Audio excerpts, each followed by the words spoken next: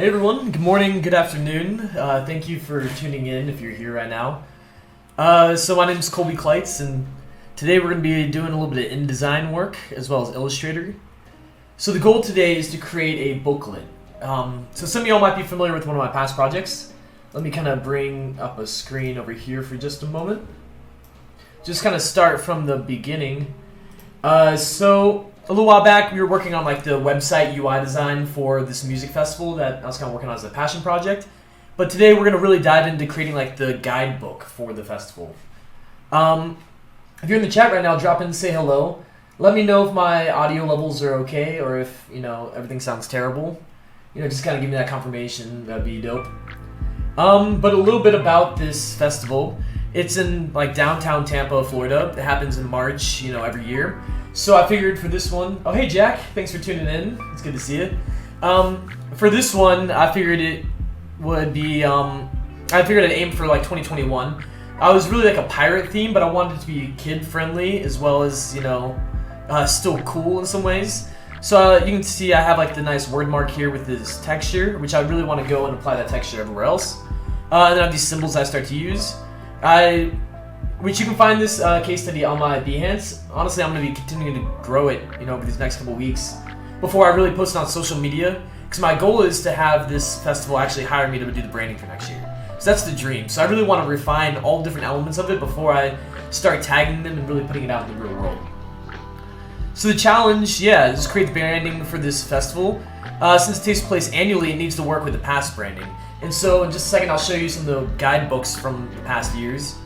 It also needs to highlight the presenting sponsor, which is Cigar City Brewing. So I chose this orange paper with like this orange background with like a paper texture, so it has like this natural look to it. This brown frame I try to carry on through there. I try to reference almost like cigar packaging with it, because it's Cigar City. That's like Ybor City, like Tampa. That's like a whole thing there. The blue and the white waves kind of represent like the Bay of Tampa, which or Tampa Bay, which the festival is kind of like overlooking. So I was really influenced by Alan Peters for the logo system here, because I'm trying to get away from just a single logo mark that I carry over everywhere. I'm trying to actually create like a system that you can recognize and it can be adapted to what you need. And especially for a festival, there's a lot of different assets, so there's a lot of opportunities to really use these different symbols. And then I go into actually some of the, I guess these are more the logos, and then I go into actually some of the symbols and icons that I kind of use throughout. So I want to create more of these as well, but the goal was kind of at least combine two things into making, like a unique mark. So as you can tell, I have like the hook mixed with the treble clef, and then I have, I think it was the eighth note, quarter note or something with the flag. And so it's these little subtle differences, and I wanted to break it down because I know, even myself, if I was looking at this project, I wouldn't recognize it's a hook or a flag. But the moment I know that it does symbolize more than one thing, that's when I'm like, oh, okay, that's dope. The typography, I break into like the typefaces I'm using as well as the colors. And then I show the mock-ups. So right here you can see I actually have the adventure guide, but it's just the cover of it. So our goal is to actually go in and create, I think like at least 20 pages of it over these next 2 days, and hopefully refine a lot of the layout and make some progress. So actually see how far we get. So some of the other assets, so you can just kind of recognize the vibe. The billboard, we have the little wristband that people would wear, the lanyards. So as you can tell, each of these, like I'm kind of using the logos in like all different ways.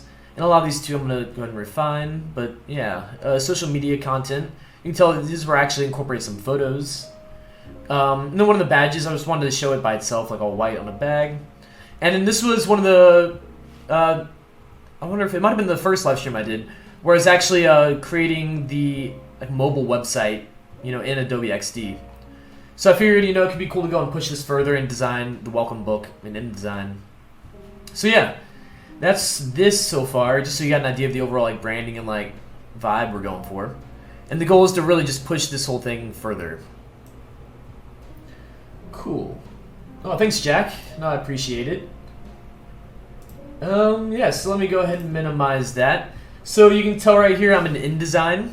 So I gotta warn you too, I like InDesign a lot, but I'm not as familiar with it as I am with some of the other programs. So I'm gonna show you the stuff I do know, and we're gonna, figure it out as we go. So I'm gonna go ahead and just start from the beginning and create new. And I have you can tell I have like a little cheat sheet right here. So right now I just have the dimensions down that I really want it to be. And I'll tell you why in just a second. So yeah, it's a 4.25 width by 5.5 inches height. And just to go ahead and name it right, I'm going to call this Guide to the Fest. So the reason why I'm kind of naming it this is because... Oh, hey, hello Andrew. Thanks for joining me. Let me know if you have any questions or anything. We're working on a Gasparilla Music Festival booklet. So, yeah, before I go into this too much, let me switch to a different camera. Because I wanted to show some of these, which are the booklets from like the last 2 years. So, yeah, they call it the Guide to the Fest. This one was from 2020. So this was this past March, right before everything happened. And this was the 1 year before that. And so what I've learned is the layout of these stay consistent, both years. They have a lot of the elements that really repeat. The map is kind of similar.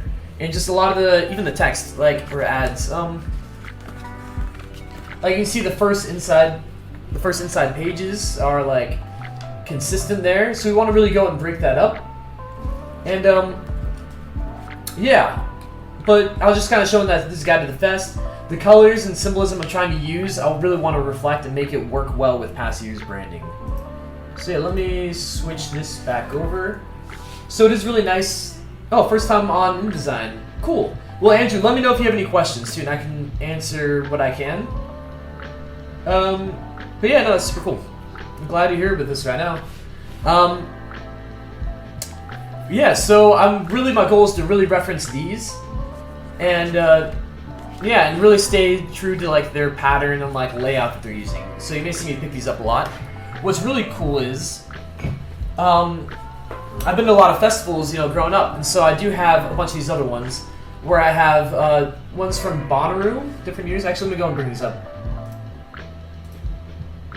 So it's really nice to be able to reference these. And these are some of my favorite welcome books. So you have the Bonnaroo Adventure Guide. That's the 2016, 2015. Hey Roman, thanks for joining us. Let me know if you got any questions. In 2013. So it's really cool to be able to reference these books. And then I even have some other festivals as well, because I really like to be able to work with like these physical ones. So this one is from a festival called Aura, which you can tell this one's just like paper, it's kind of falling apart. Okeechobee Music Festival, which is over in Florida, like South Florida. So you can see these are also paper. And these ones are like Swanee. So some of the flaws with these ones, like the layout wise, they're too big and they're too flimsy. So the thing is with these, a lot of people actually carry them, at least I do, I carry them with me like in my pocket at the festival, because they have like the lineup, the schedule, they have everything you're gonna need. And a lot of times at festivals, the apps don't really work because you have bad cell phone reception. And my theory is because there's too many people in one central location that the cell towers are being like overloaded. So what I really love about the Bonnaroo ones is they have like the spine on them, and they're really like a tougher book. And so even these ones, like you can't really tell that I had them in a backpack for 3 or 4 days and they got roughed around because they held up. So that was the goal here. And these other ones, they were just too flimsy, they started to fall apart over time. But with the Gasparilla ones, you can see that I don't have like that hard cover, it's just like stapled. And but it is smaller, and so it is nice because it does still fit in your pocket, and it can be like more of a little travel guide. So let me switch back to this source so I don't forget to do that, because that would not be fun. And yeah, thank you for everyone tuning in right now. Yeah, so we're in InDesign if you're not familiar with it. So this is really great for like layouts. And let me adjust this for a second. Let me double check that. Yeah, so this is really great for like layouts and for like booklets and anything with like a bunch of pages, basically. I don't know how else to describe it. Yeah, so I'm gonna start out just properties. And honestly, I'm just gonna talk through this out loud as I do it. So that's kind of the goal. And I really just want to bump out these margins a little bit, because having it be like ½ inch in with like this small of a book, it doesn't feel right. So I'm gonna go to just 0.25. You can click right here in the pages. So you can see this is the one page I have. If I scroll down, there's nothing else here. But I can go down here to the little plus sign. Ooh, let me move this. So I can go down to this little plus sign down here. Sorry, excuse me. And I can just start clicking plus. And it'll just, let me zoom out a little bit so you can kind of see what's happening. I'm just adding more pages to these. So, I think my goal is to have 22 pages, which sometimes, to keep in mind with dealing with booklets, the way they're bound is very important for how many pages you have.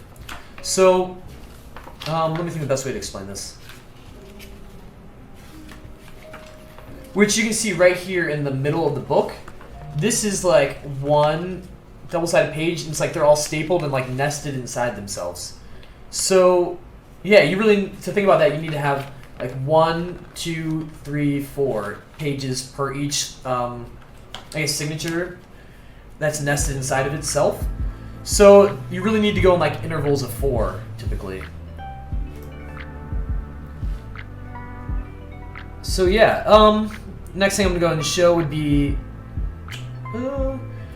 so I actually, a lot like what I do with wireframing for UI design, I like to go ahead and almost create like little sketches or wireframes to kind of base it off of. So what I did was I drew that out ahead of time. I went into Adobe Capture. I took a photo of it like I do for a lot of projects, and then it saves it into my CC library, and I can bring this over here. And then I'm gonna go and mess with transform, scale, and let's bring it down just like 40%. Let's do it again. Let's bring it down to like 60% of that.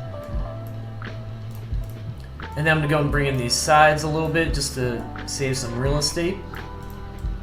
And you might be looking like, oh wow, that looks really blurry. What's going on here? So what you can do is right click on it and go to display performance, and then select highest. Sorry, you got some messages happening in the background. Yeah, so, and then you can go highest display performance, and you can actually see it like crisp right there. The reason why it does that is because a lot of times in InDesign, you can end up having like hundreds of pages or something crazy. And then if you have all of your photos in there previewing at the highest file size and like the max preview, then it ends up, you know, running slower. Oh, here's Andrew. Do you determine the number of pages, or is it the customer that does that? I don't think it really depends on the project. A lot of times you need to make sure you're like doing the correct intervals, and that way like it works with your printer that you're gonna be printing it at. But no, that's a good question, Andrew. Also times with like festivals like this or commercial events, they're gonna have a certain amount of pages that they need for sponsors. So I think when you're first starting out, it's really great to almost make like a little rough draft, like wireframes of like what these pages all will be. So that way you can map out, okay, here's all the pages I'm gonna do. Here's what each one is going to be focused on. And so that way you can almost make sure you check all those boxes, and that way you're, you know, like if it has to get checked by like a supervisor or by like a client, it has to get reviewed by someone, that way they can understand everything, that like the main layout of it, if that makes any sense. But no, thank you. Let me know if you guys have any other questions too. If not, I'm going to design a little bit. We can start doing this. So what's really cool about InDesign is you have these things called master pages. And it took me a while to actually find this, because sometimes like I'd get a file and then stuff would be locked and I had no clue what to do with it. But it's because it's living up here. So you can see how there's both these pages right here, both these, it's like a spread, both sides. So then if I double click this allows me to only edit this master page. And since you can see it's an A master, that means anything I do on here is going to get applied to all of these pages. So this is really great when you're going to add like page numbers, or if you want to add like a background and you want something to be consistent across all the pages. So yeah, I'm going to go ahead and do that. And what's nice, this is other project that I've been working on, I have a lot of the assets already in my CC library. Also to show you, I'm going to minimize this and I'm going to bring up Illustrator. So I want to show you that like, that was weird. So I want to show you my file is like super messy. So this is the file I was using when I was kind of messing with some logo marks. I have little artboards for each of them, and then I'll kind of save them into the library over here. And then I can access that library inside of InDesign as well. So I really love CC libraries, especially when you're working across multiple Adobe products. Then it just makes, I don't know, your life a million times easier. So yeah, I just want to show that in case I switch over real quick. If you're confused too about what program I'm using, it's up here in this top left corner, the little icon. So that may be like a good little reference. See, it keeps telling me that. I'm gonna ignore that. So yeah, let's go back into InDesign. So let me double check. So I'm up here on this master page. And what I'm going to do is I'm just going to go ahead and bring in a box. And then I'm going to click this color, because I do want this to kind of look consistent with some of the other assets I created. But I also want it to work well with past Gasparilla's like branding styles. And like I showed before with these booklets, they're all like a different, it's hard to tell from here, but they're slightly different oranges. And so I have a slightly different orange too that I kind of preferred. But I figured it would be good to carry that over so that way it feels more like consistent with the rest of the branding. And then what I've been doing is I take that and I maybe drop it down to like a 90%. And this is more just like a style choice, just kind of like that lighter. Then I also go into here and I can just drag in some of these assets that I already created. So this one, let me actually mess with the scale, transform scale, bring that down to like 40%. Almost, let me bring it up a little bit. Transform scale, let's do like 120%. So yeah, this was a little wave thing I created in Procreate, because I actually really like Procreate. Let me just drag this down here. So you can tell it's like this edges kind of look bad, but that's also because of the display performance. So I can take that up to highest quality, which I end up doing a lot just because I really like to kind of just, I don't know, it helps me just kind of imagine it. And once I kind of have that where I want it, I'm just going to go ahead and trim the side of it. Just because I know if I don't, it's going to show up on all the other pages in the future, so it might be like, I don't know, it's just a little pet peeve of mine. Usually I'm good at working around it, but it can be tough. Oh, and Andrew's asking, or saying, yeah, the Adobe library is great, particularly when you have to work across several Adobe programs. And I totally agree 100%. Because even like with the mobile apps, if you can save it from there and bring it into Illustrator in just a second, because like I was showing with that wireframe I initially made, that was using Adobe Capture, and it's just a quick, SVG file that gets uploaded. And yeah, I don't know, once you have your libraries lined up too, that makes a huge difference. Because in the beginning I used to just have one, like my library where I combined projects, but then it took me a while to actually just start separating stuff. So if you watched the stream last week, all the Johnny Cash assets are in this folder. And yeah, from when I was going with the XD project for this and coming back to this, I don't know, I just always go back to this library. I just said this a lot. But having this folder is very useful, because now I don't have to just copy and paste from like my Illustrator. I have all these ones in here. So the next asset I'm looking for is this little brown frame. So I can just drop that in here. And this one I'm going to have to play with a little bit, but we will make it work. So I'm kind of wanting it to line up like right on the edge of that margin. And then I can click A, which I believe is the direct selection. Hold down Shift, I want to highlight those. And I'll hold down Shift and I want to highlight those. And let me actually make sure it's going to work. Nope.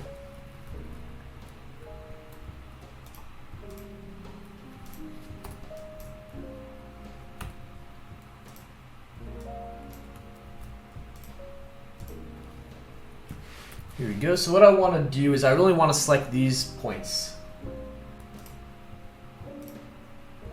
And kind of just drag and kind of move them over.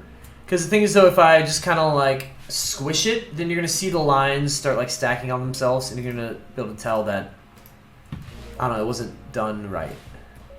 So then once I have this selected, I'm just holding down like the left arrow key and just kind of sending it over that way.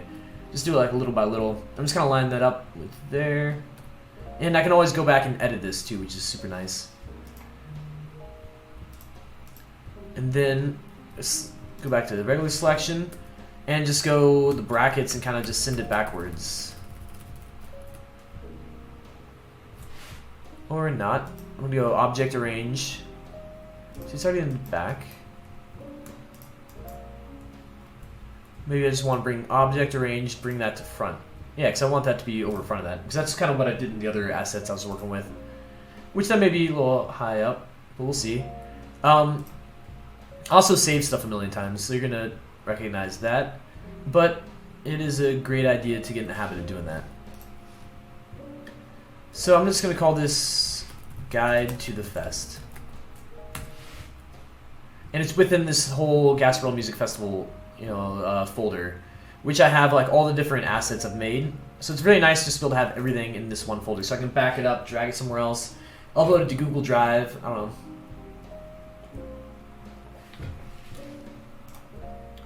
So the next thing I want to do is maybe go into layout, and I can go to, I always mix these up because you would think it's margins and columns or something, but I think it's create guides, and you get all this that pops up.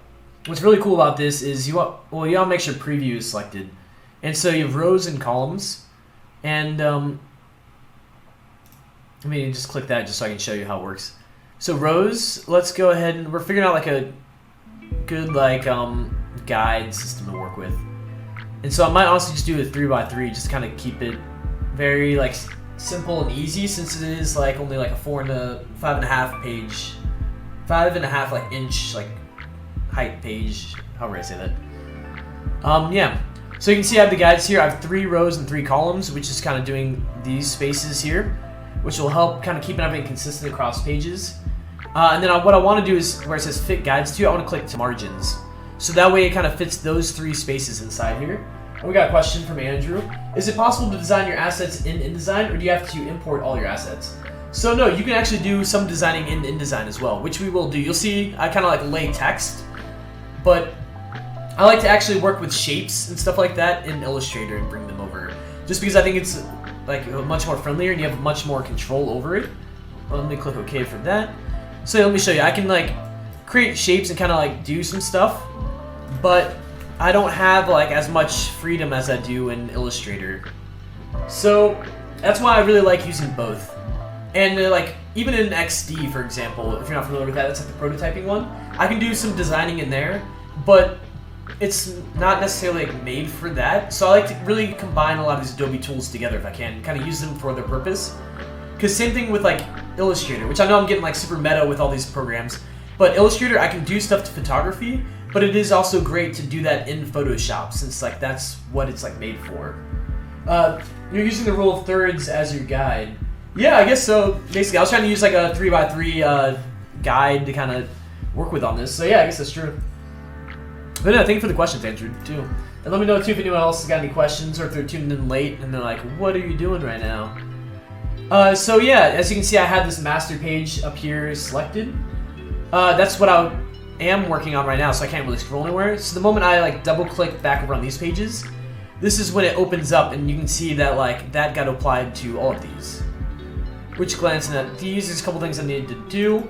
So just to make my life a little better, I'm gonna just grab that frame, that brown frame that's behind there. I'm just gonna drag it up so it's kind of behind that wave. Just because that's more of a preference. And then I think I'm gonna go back into this library and I'm gonna add in this little white wave. So something in InDesign, you might see me scale it oddly. So if I just hold down Shift and do it like this, I'm only editing like the frame. And so if I click this circle right here, then I'm editing the image, but then the frame is still there. So it's kind of like a different way to think about it than a lot of other programs. That's why typically I just go to transform scale and kind of bring it down to where I roughly want it, and then I'll kind of do those edits from there. And then I'll just bring that display performance to highest quality, just because I like to see it kind of crisp. And then I'm just kind of bringing this here for now. I may end up changing how that lines up, but oh well.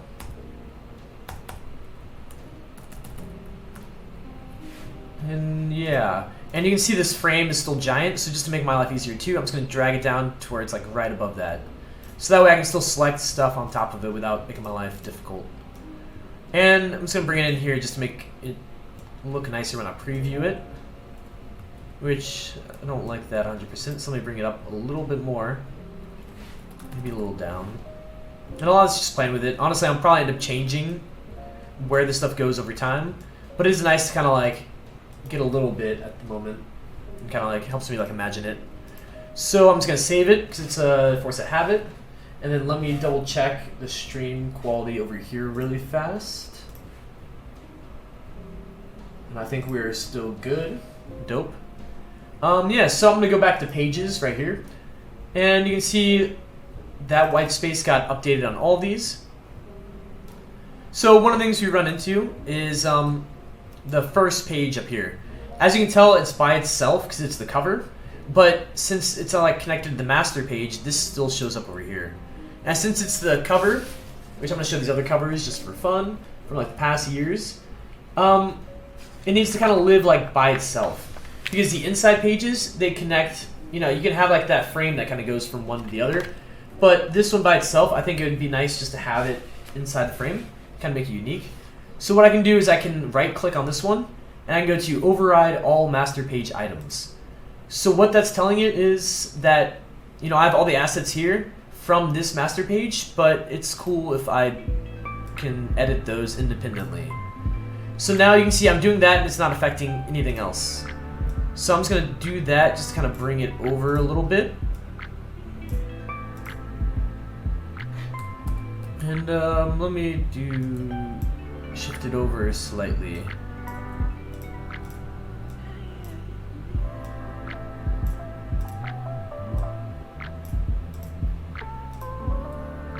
And let me bring this out of my way just a little bit.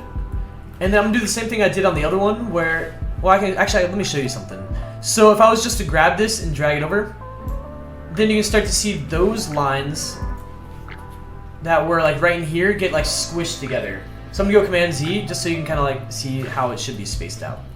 So what I can do is then go to this one, direct selection, and then actually I'm gonna click away, direct selection, and I just want to select these like 3 points in there and these 3 points there. And so that way I'm only moving those, and now I'm just holding down the right arrow key just to like send it over. So it may take a second, but this is the best way I've found to do it. Because if I start dragging it, I don't want stuff to shift up and down or do anything crazy. And if you're digging the music too, this is written by my buddy Seth Lynn, so you should give him a follow. He's a pretty cool guy, and I appreciate him. If you're also tuned in too, let me know where you're tuning in from or if you have any questions. We're working in InDesign, which is one of my first streams on InDesign, so I'm happy to share with you everything that I know. And if not, we can figure it out together.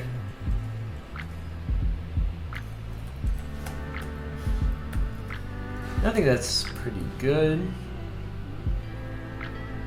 And so it's kind of like right there on... That bothers me a little bit. Let me see if I can just bring that... Nope. So I'm going to click away. I'm going to go back to the regular selection. And I'm just going to bring all this down like a little bit. Just so this bottom bar lines up with that margin. And that still looks good. So since I did that only on this cover, I need to go back to the master page and kind of apply that edit as well. As you can see, yeah, it sits like right above that. So I just want to like bring it down. Just so it's a little more even everywhere. And let me double check this. So that side looks good. But then when I look at this side, yeah, it's a little off. So I do want to just do that now. So do the same thing, select these points. If I can. I'll go down to these ones, select these as well. And then I'm just going to use the right arrow just to bring it ever so slightly over, like on top of that little margin right there. Oh, the music is good. No, thanks, Andrew. Yeah, so my buddy Seth, who wrote this stuff, he's, you know, recent grad, you know, music major. Sorry, excuse me. But incredible musician, so I really think y'all should follow him. Soon I'm going to be working on his branding, and we're going to be coming out with an album and hopefully doing some marketing for that, so that can be pretty fun. Yeah. And I might do that to this last page as well, the back cover. So I'm going to override all master page items, and that allows me to edit this page independently. And I think I'm just going to just delete everything there. Oh, I had the wrong selection selected. So you can tell it just deleted some of those points, but I want to go to the actual selection, and so that will delete all of it. Then I'm going to go back up to this, and I'm just going to highlight everything. Go Command C, or Control C because I'm on Windows. I'm going to go to Edit, and then Paste in Place. But it's going to be on this right side, because it's like, the way stuff's lined up on here, it's how the master page is. And just saying, it's cold out here, so it syncs with the music. Nice. Where are you tuning in from? Because right now I'm in Florida, and it's not cold at all outside, But you may see me wearing a hoodie because, I don't know, my sister likes her house very cold. So, yeah, it's nice outside at least. But yeah, let me know where you're tuned in from. I'm curious how cold it is. Because I do like some cold weather every once in a while, even though we never see it here. Yeah, so next thing I might do is I'm going to go to the master page. And we can work on like a page number. So I can, you see I have like the type tool. I'm going to create a little box. And I'm just going to type in like the number 1. And we can just kind of figure out where the page numbers would rest.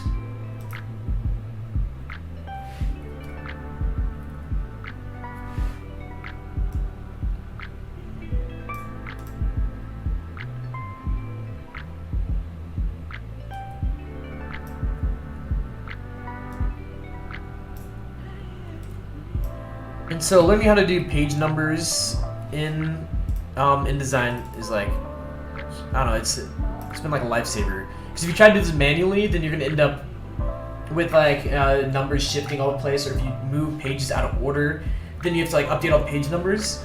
So let me kind of explain what I'm doing first. So like I was talking about the master pages before, these are the pages that whatever you do on them, it gets applied to all of these pages except for the ones you override. So I had this selected, I brought in like just regular text box and I just wrote down the number 1. And then what I can do is I just want to like highlight the 1 by itself and not the dot. And then I'm going to right click it and I'm going to go to insert and then I believe it is marker. I'm going to look for current page number. And so that switches to an A. And so what that does is now everything that's on this left side, it's going to have the page number. It's going to automatically be applied to whichever page it says over here. So that's something super useful to keep in mind. So even if I start moving these pages around, then those page numbers will update automatically. So that's been super useful to know. Interesting, I'm watching from Cameroon, located in the armpit of Africa. Wow, that's cool. That's awesome. Well, thank you for tuning in. I'm sure it's probably a big time difference too. That's really cool though. Well, thank you, Andrew. Yeah, that's good to know. So let me go back to this master page. And you see this one that I just made. I'm just going to hold down Alt and I'm just going to drag it. But also I'm going to hold down Shift so it kind of stays on that line. I'm going to bring it right there. And then I'm going to go to Properties and I'm going to right align it. But when I do this, I just realized too, I'm not using the right typeface or font, however you prefer to call it, for this project. So what I want to do is I want to have both of these selected.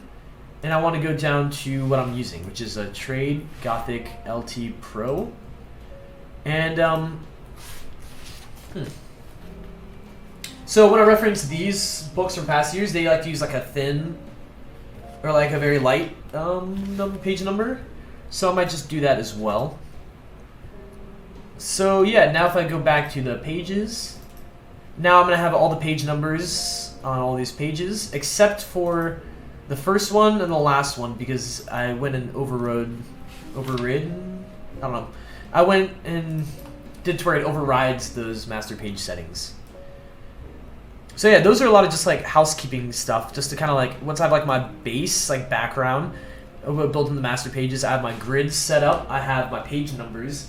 Now it's time to kind of like go in and, well, I guess maybe not design 100% yet. What I like to do is go into this little wireframe that I've showed you initially, and I can kind of reference what the pages are going to be. So I think I want to do that, and maybe write a note above each of these artboards and be like, cover.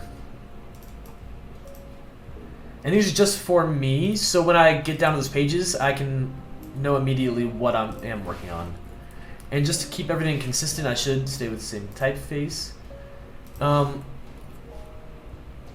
Which I have my notes right down here, so instead of looking at that while I do this, I'm going to just put it up here and look down. So sponsor, that's for like Cigar City, who's going to be the key sponsor, which is page 2. Page 3 will then almost be like a welcome, where it gives general information about the festival. And I'm just going to copy those, and then just click right there and go edit, paste in place. And I'm going to edit that, and this one is going to be Right now, this one is like the commemorative poster, and this one might be some extra general info. So that one is actually something else in the original one, but I don't know if I want to include that page because it's just like a sponsor ad. So I'm just going to go edit, paste, and place again, which will bring this right here. So pages 6 and 7. Oh, I'm mixing this up. This is going to be Beyond the Festival. And both of these pages are going to do that. This is where they actually talk about like all the initiatives that they do. Then, like I said, this one's general info poster. So we got those still. Maybe I'm just mixing up stuff right now. Sorry. Yeah, okay, I am. So this one's correct. So pages 2 and 3 are sponsored and welcome. This is why I like to just draw little notes ahead of time. Just because if not, you start getting like confused or like mixing up where stuff is actually supposed to be. Pages 4 and 5 is going to be Beyond the Festival. So I can just go ahead and delete that one. Because I know that that's going to be that. Pages 6 and 7 is going to be maybe like general info, as well as the poster, which I'm not sure what we should do about that one. So each year they have a local artist kind of create the poster design for that year. Which, let me get ready to switch some sources for a second. So, if I can find this page. This was last year's, which is by one of my favorite artists, Conrad Garner. He's like, they're all like local artists as well. So he's really well known for his designs for doing like Coppertail Brewing. And then we also have the one from the year before that, which is Terry Claren. I'm probably pronouncing that wrong. But you can see these styles like really, you know, it's really hard to see because it's blurry. But the posters are really just whatever the artist wants to do. Let me bring this back up because sometimes I forget to do that. So the posters are really whatever the artist wants to do. So I think in reality, I wouldn't have the poster design. I would have an artist that, you know, submits it and they kind of partner with them to do it. So yeah, that may have like a placeholder there when I get to that part of it. But now this, let me just select those again, or copy them so I have them. So we're going to pages 8 and 9. Let me go to edit, paste, and place. And it really helps working once you have this base set up. I can't stress that enough. Because if you just try to go in here blind and just do one page at a time, like as like each page like super high fidelity, it's just gonna, I don't know, it's gonna make your life difficult. So this is where they just have a list of names of like the support. I cannot spell support. I'm just gonna support. I don't want to spell stuff wrong on here and have people make fun of me. Captain, and then also volunteers. So this is where they list all the people that are helping out, doing their part. And then so we're on pages 10 and 11. I'm gonna go edit, paste, and place.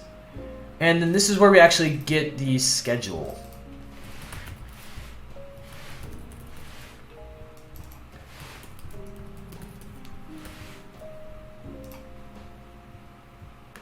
And then we're going to go into pages 12 and 13. And we're going to focus on the Kids Fest.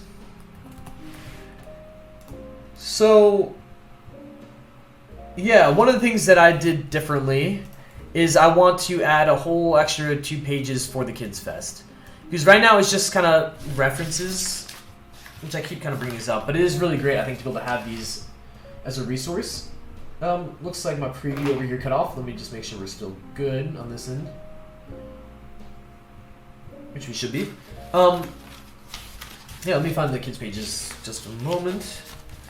So, as you can see, it's just more of like a whole page where they have like one artist, and it's just like, here's all the stuff going on for kids, you know, live at the Children's Museum, and a lot of like them shouting out sponsors. And then for the last year's page, they did right here. So you can kind of see there's a new artist that was kind of featured, and they have like the activities that they were doing each day. And so I really want to add an extra whole set of pages to that, because I think it would be really cool.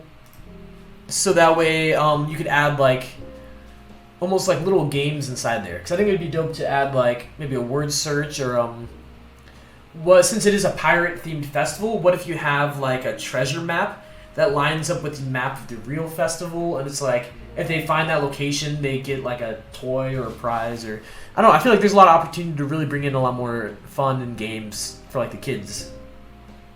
For the kids. So yeah, I'm just gonna paste those in here again. And the next one I wanted to focus on was swag, which I usually hate the word swag. So I'm just gonna go ahead and change that already to merch, which is merchandise like clothing, t-shirts, posters, stuff like that. And food and drinks. So this is also like the local restaurants. What's really cool about this too is, yeah, everyone who's in here, I guess except for the musicians, are all like locals. So all of the like physical poster artists, the food vendors, the sponsors, they're all people from like Tampa Bay area, which is really cool because it helps bring in a lot to the community.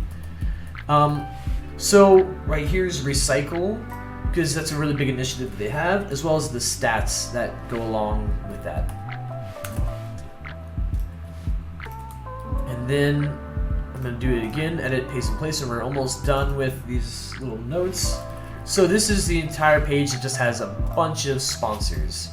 So I'm going to go ahead and do that, and then it may be obvious, but I'm just going to write back cover anyways. And this is just for me to really reference everything. So I can go over here to pages and kind of see all those pages that we just did. And I'm just going to scroll up so you can see all the different names that we have.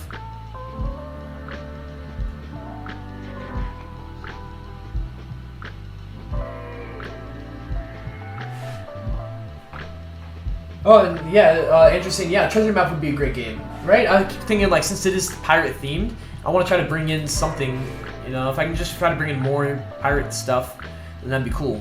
But the big thing I'm trying to get away from is not having it be too cheesy, to where like you think it's like looks like a children's menu at a pirate restaurant. That's the thing I'm really trying to stay away from. So there's a fine line to walk between there.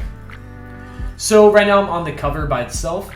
I can go back to my CC libraries where I have, you know, a lot of these assets from that Illustrator file, and then I really want to use this version, which has like a lot of the information I need, which is dope. Scale, I'm going to bring this down to, let's say 60%. And let's do it again by like 85%. Let's do it again by like 85%. I can just kind of drop it in here for a moment as I bring in some of the other assets. And I can just go display performance, highest quality. So yeah, let me switch this back over to that side. We go to File, Save. The next thing I want to bring in, actually, why did I switch my head over to that side? I should really just, I think it makes most sense to have me over on this side today, because there's a lot over on that panel I need. What I'm looking for is Cigar City Brewing, which is their like logo, or their word mark. And I'm going to bring this down to like a 40%. Let's do that again. Let's do 25%. Because I just want it to be small right here on top. And that's what all the other books do as well, which might be tough to see again. But you can see it's Cigar City Brewing Presents GMF, and they do the same thing here. So I want to keep these things that they have for both years. You know, it's probably a good idea to try to keep them consistent, you know, if I can. And then let's mess with some type. So I'm going to call it Guide to the Fest, because that's what they call it.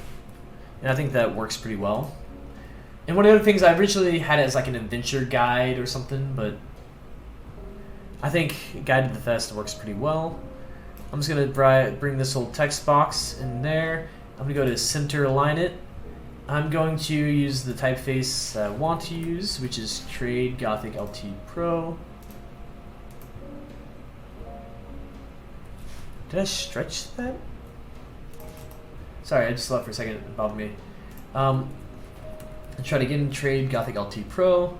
Let's bring it to like a heavy condensed, and let's crank this up a lot. Let's make it 28, because that feels like a pretty round number. Although, when I take a step back, it looks kind of giant. One thing you can do in InDesign, which is pretty cool, is go to View, and then go to Screen Mode and Presentation.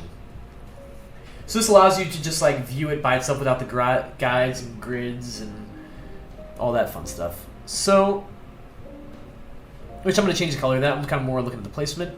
I'm thinking maybe I should bring this white wave down a little bit. Actually, hold on. Let me go to display screen mode like I was just at. Presentation, and then I'm going to click the next key. And so this is the next pages we're going to be working on.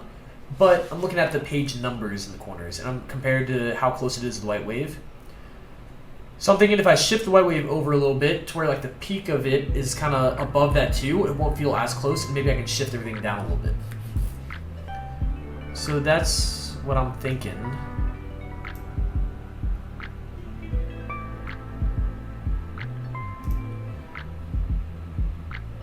So let me start out by doing that.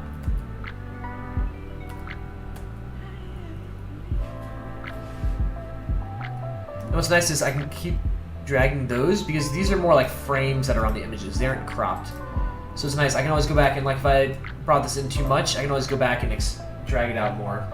And just saying, yeah, you're right. Consistency is good when designing, 100%. Especially if it's a booklet or like an app or something. Like they're going to be flipping through and seeing multiple pages, or even a presentation like a slideshow. If you have, you know, images that bounce around all over the place, it's going to get really, it gets just tough on your eyes just because, I don't know, it's a little, I don't know 100% why. It's just not good to do. So I'm going to make that white. One thing I experimented with earlier was actually going into, like right-clicking it, or highlighting it, actually first, then right-clicking it and going into, where is it? Maybe I had that selected, right-click it, yeah. So you have to have the regular selection selected, click that words, go to effects, and I thought like a drop shadow to help it pop from the white. As you can see, it kind of does that, because I'm previewing it at the moment. This wasn't really the effect I wanted. Because if we look at some of the older, which let me increase display for performance again. When you're looking at some of the older assets I made, like the billboard, for example, I do this, so I copy and paste it. Actually, hold on, let me delete that. I go to copy, and then I go edit, and then I want to paste in place. So right now I have two of the same words overlapping each other, and then I go up to these colors. I have like this lighter orange that I like. And then I just go and start using the brackets and send it behind the other one. And then I just use the arrow keys and bring it down and over just one, and that's it. And then let me click both of those. Oh no, I clicked away. So I want to have both of these selected. If I can grab it. Sweet. And then I go Command G, and now they're grouped together. Which there's got to be a better way to do that, but this is the way that I've figured out that works for me. And let's go into this screen mode and let's preview this again. Okay. Some things that work, some things that don't. I have a lot of space down here, but it's because later on in the pages, it's going to be nice to be able to put maybe like titles or something down there, like descriptions. Which is kind of odd because a lot of times they'll have them at the top of the page, but I think it can work down there as well. This white wave might be a little too big too, because I don't think, well actually I do have the page numbers there. I think other than the page numbers, I'm not going to have like a lot there. Yeah. So, this is a real rough cover, but once we kind of get this base built, then we can go back and refine stuff. And so it's super nice. I don't actually have to go and do a lot of designing because I have a lot of the assets already created in here. And I know that they're all going to be consistent. And Andrew's saying it's looking great. I really appreciate it. And let me know too if you have any questions along the way. I'm just trying to explain stuff as I go, really. Yeah, so on the other booklets, one of the big things they have right here on this left side is the presenting sponsor, which is always Cigar City. And I have their logo already. So you can see it's just this giant one. And it might be kind of annoying to work with, but you always want to keep the sponsors happy. So if you can find a way that looks nice and to present them like very clearly and professionally, then definitely do it if you can.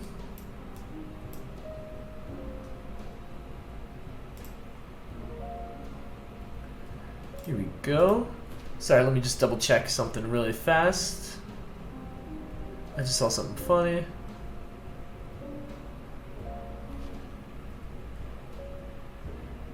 Gotcha. Okay, never mind. I'm gonna look at that later.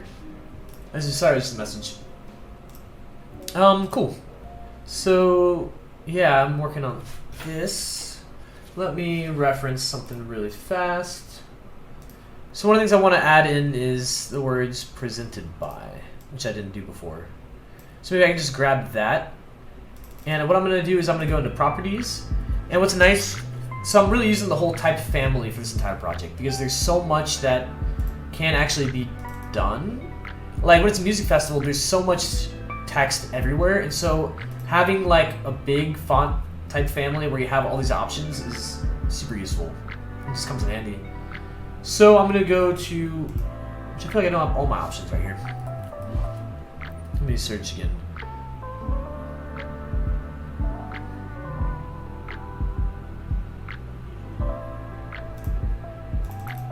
I'm just going to type in, I'm going to do caps lock and presented by. And I'm going to scale this down a lot too. And just a little bit too, once we start getting more text, I'll go into paragraph styles, which really just changed everything once I learned that. And I have this. Let me make sure that's selected. Go to CC Libraries. Go up to the color I want. Let's make it more like a brown. Let's make it a different brown. Actually, let's make it this brown. I think is the one I want. Because I think that was this brown. I think originally I had like a different brown, but if I can match it with Cigar City's style, I think it'll be great. And then my preview device over here went to sleep, so let me make sure the stream is still good.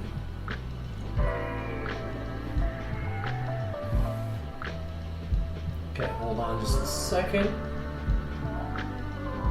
It just gave me a weird preview, so hopefully we're still good.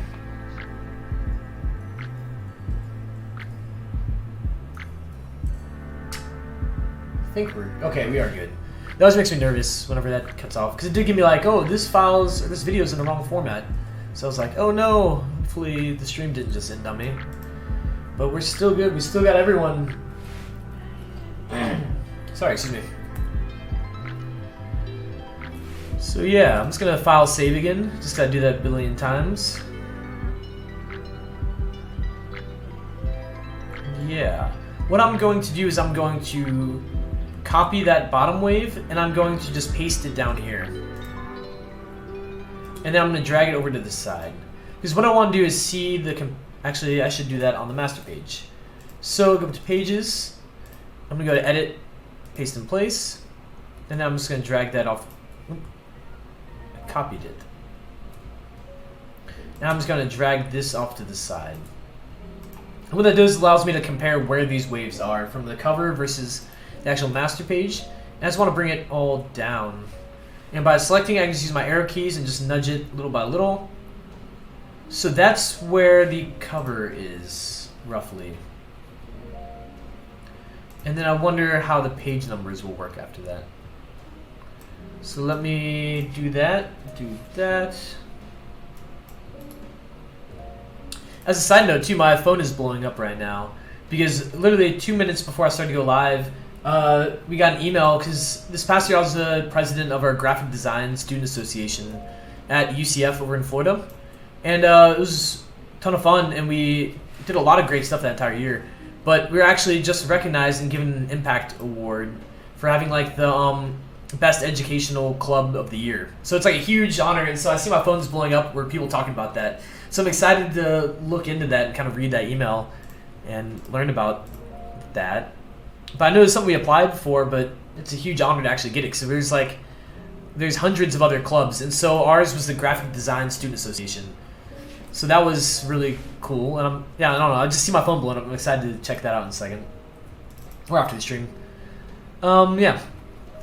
So next thing I want to do is add some text down here. Actually, no. I wanted to bring this presented by, and I'm going to edit. Let's paste in place, and let's drag it over here. Let's just bring it up.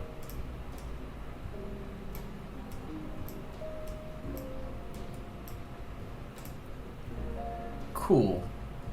And the other thing I want to do is write some text. Because I'm referencing these little booklets. And so one of the things they say is March is... Let me tell you in just a second. It's all caps and says... Nope. March is... Gasparilla Arts Month in Tampa. Oh, caps, because I'm like yelling it. So now I can select that and go to properties. I want to go to gold, bold, compressed. Actually, no, I kind of like just bold. Let's be bold. And then down here, there's going to be like 3 different like logos, which I'm not sure if I have at the moment. So let me add just like something in here so I can, more as like a placeholder for right now. I'm just kind of putting it in the middle of those little like those little spaces I've built using like the columns and guides. So that'll be the 3 different logos. So the reason why there's 3 different logos for the Gasparilla Arts is because they don't only hold a Gasparilla Music Festival. The different weekend they have like a film festival, and they actually have like a fine arts festival. So they try to help promote each other because it's like a family, like a series of events. And then they also have like a pirate parade, and I don't know, Gasparilla is like a big pirate event over in Tampa for people who don't know. So yeah, I kind of have a rough draft for that page. Let me look at this side over here. So what I may want to do is I can click this little thing right here, and it's a rectangle frame tool. I never really knew what it's called. So what's great about this is I can create a little box right there, and then once I have that box selected, I can just go to File, Place, and I'll drop an image inside of that. So what was cool is right before pandemic and the world kind of went crazy, this festival actually happened right at the beginning of March, which I guess was like the very last thing to actually happen. And since I knew I was going to be doing this as a project, I went and took photography from the event because my goal is to actually make some mock-ups myself. So that's what I'm looking for right now. So it's in my GMF folder. I'm looking for photos.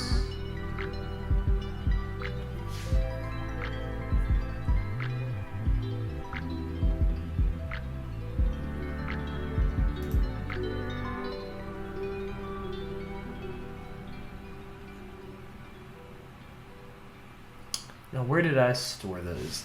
Sorry, just a second. As soon as I find these, then we're good, but...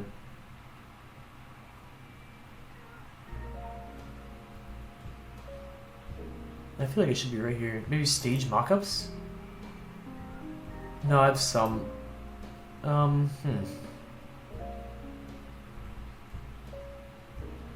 definitely have the photos. See, that's why files... I don't know, as you can tell, like, it starts to get a little crazier, my files. But, like, oh, here it is, GMF photos right there. So I'm just going to drag it over here and keep it pinned. I'll go to this one that I edited. Let's actually not use that one, because that one is more for showing off the welcome booklet, which I guess is what we're making, but it would feel odd to show off a different year's welcome booklet inside the current year's booklet. So I'm just going to select that one, which shows the stage, click open, and it just drops it right inside there, that little frame.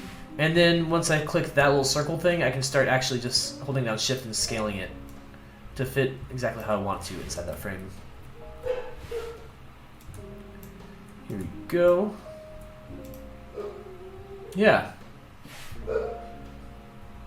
So I have that kind of built. I'm going to actually go in and kind of make some edits.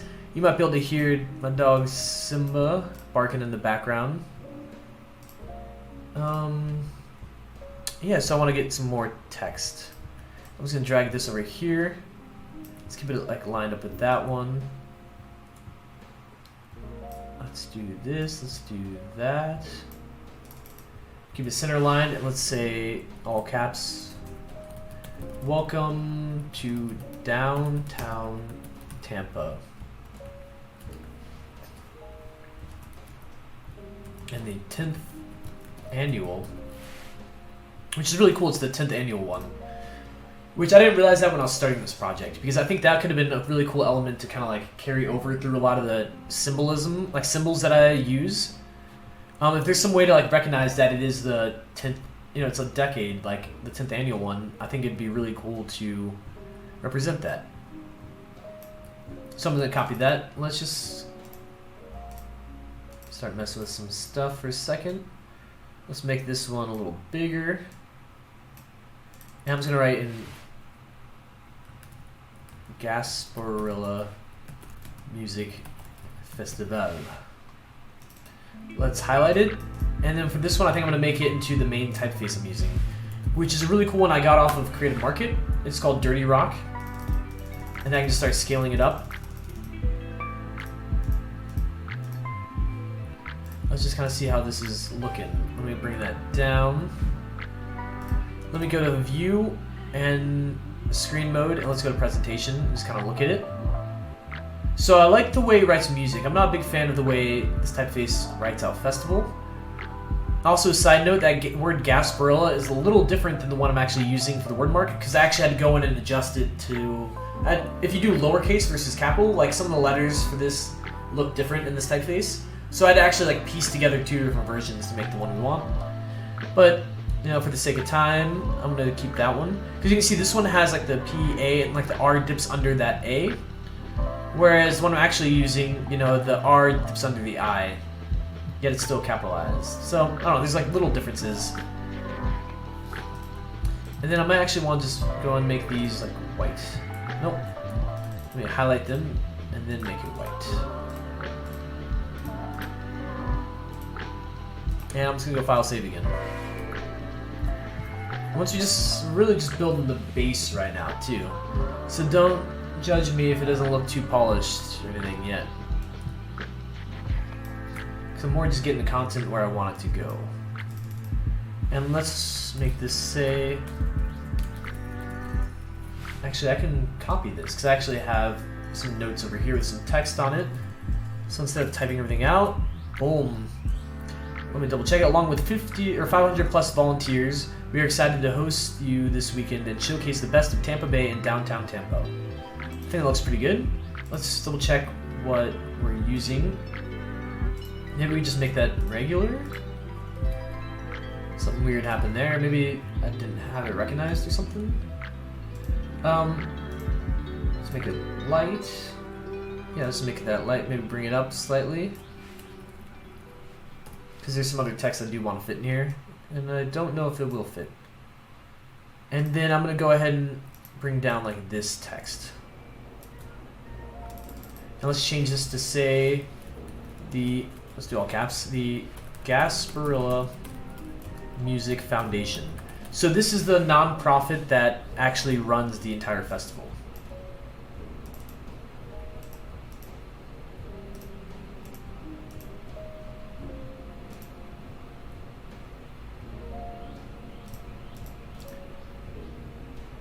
Which I definitely, now I think about it, I am missing stuff over here. Like typefaces. So with Trade Gothic LT Pro, the reason why I really liked it is because they had not only like light, regular, heavy, bold, but they also had condensed version of all those, and they also had compressed versions of all those. So it makes it very easy to work with. Shauna's saying, somewhere in my moving boxes, I have a Cigar City brewing glass. Nice. Cigar City is like, yeah, it's one of my favorite breweries, alongside Coppertail. They're both like super cool. That's awesome to know, because I know Shauna's originally from Florida too, so that's pretty cool. I think Cigar City is actually like a very big brewery as well. But no, thank you for tuning in again, Shauna. That's cool. Awesome to have you here. Yeah, I'm just gonna mess with this and change that to a 501. I'm gonna stop typing that and I'm just gonna copy and paste it, because that makes it a lot easier and quicker. And I won't make any typos, hopefully. So let me just mess with some of this stuff, because it's starting to get all a little too close to each other.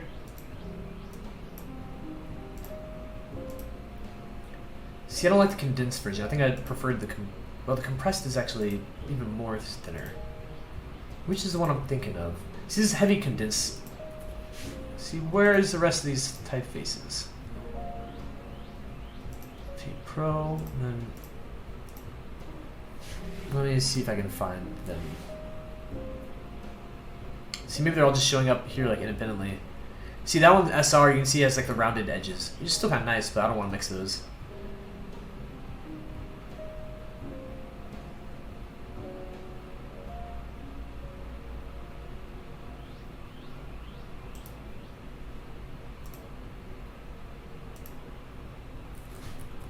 I'm just gonna do that for right now.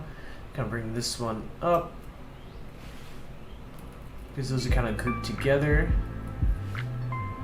Bring it up slightly. Let me preview this because this is already starting to look weird to me. Which those will be fixed up, or actually that's not a problem at all. It's just display performance.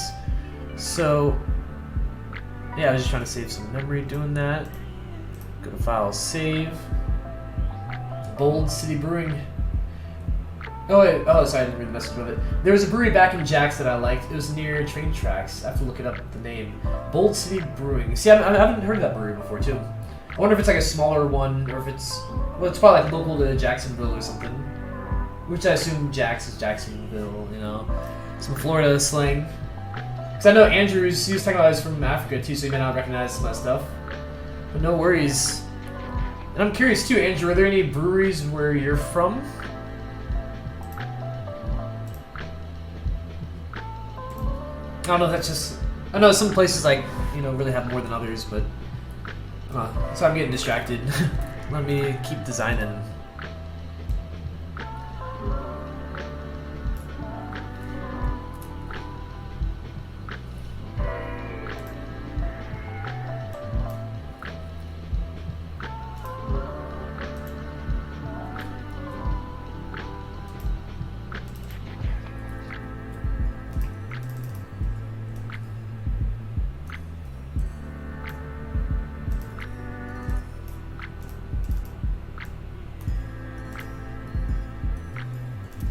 So what I actually should be doing is going over here, go to CC libraries and kind of making these into like different styles.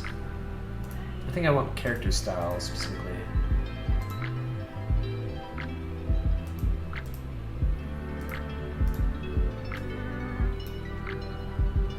And then let me mess with the spacing as well.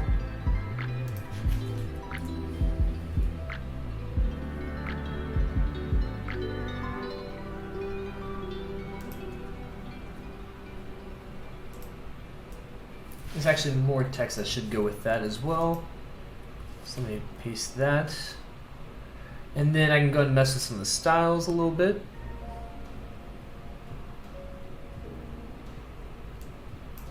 Let's go back into properties, have that highlighted. Let's make it bold.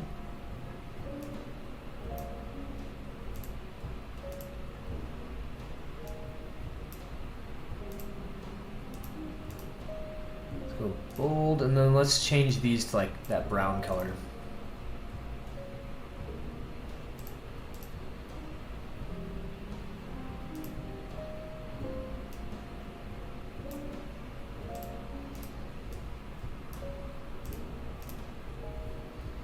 Which is still not really working. I'm losing some of the legibility. So let me think for a second.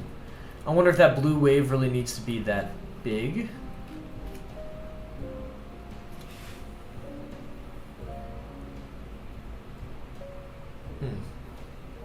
Sorry, I'm just thinking for a second.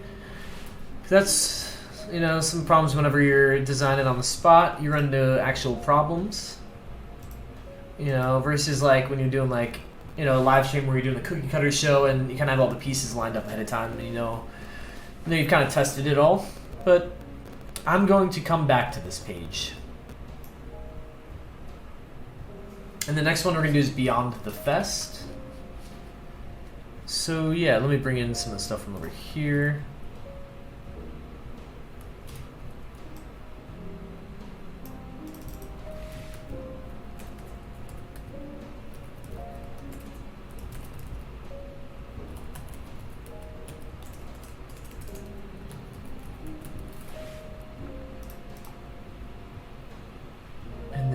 Copy some of this text. Actually, I'm just gonna bring over this.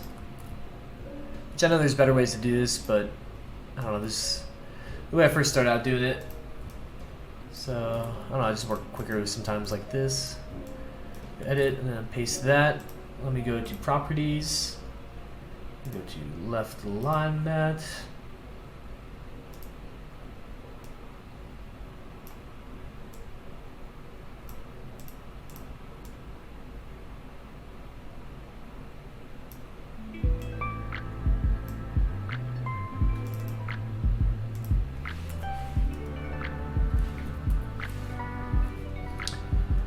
So I'm just going to start bringing up some of these. For some reason there's a weird space whenever I copy and paste them. And let me show you a little bit about paragraph styles, because that definitely changed everything.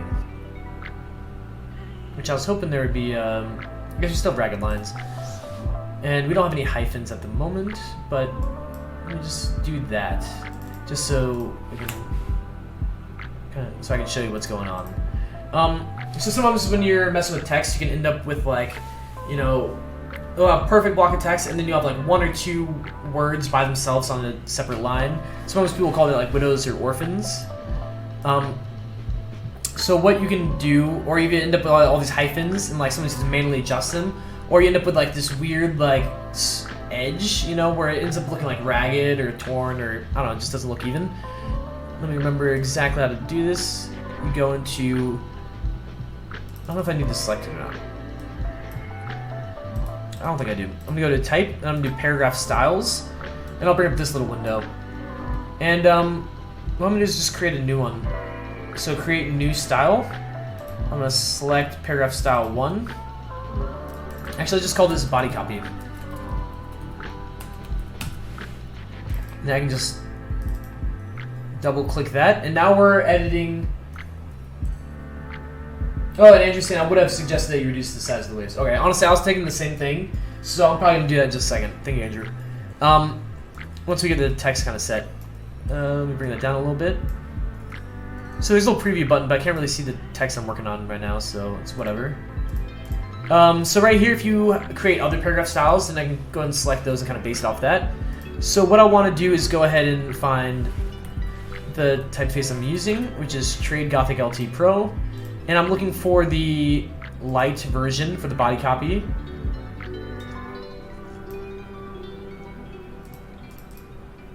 Okay, never mind. I was just seeing if that was editing it. Right now, I'll do a 12 point, but I don't know if that's going to be good enough. We'll see. And I want to go to balance ragged lines. So that's when I was talking about how like the end of it looked kind of like choppy. This is a good way to help it like feel more even. So you want to make sure you have that selected. It's like left aligned right now. With tabs, let's go.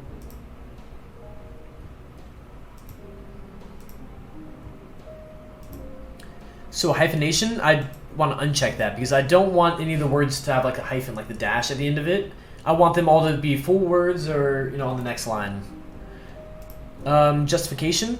I don't really know the magic behind this, but I watched a video that had some recommendations, so I've been following that ever since.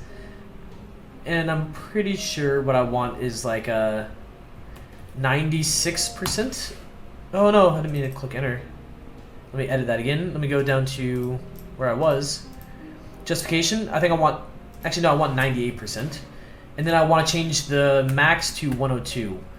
So that's basically saying like, the amount of space that can be kind of like in between the words and like how much it'll like fill it in. So let me find I'm trying to figure out how to explain it.